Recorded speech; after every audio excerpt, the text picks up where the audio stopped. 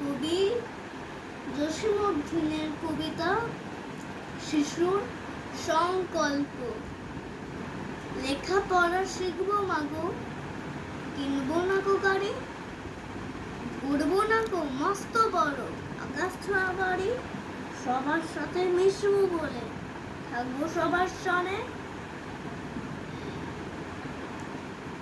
গাছের তলে ঘর বাঁধিয়া মিলবো ভাই বোনে, সবার সুখে হাসবো আমি, কাঁদবো সবার দুঃখে, নিজের খাবার বিলিয়ে দেবো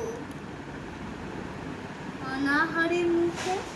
আমার বাড়ি ফুল বাগিচা, ফুল সকলের হবে, আমার ঘরে মাটির প্রদীপ আলোক দিবে সবে। আমার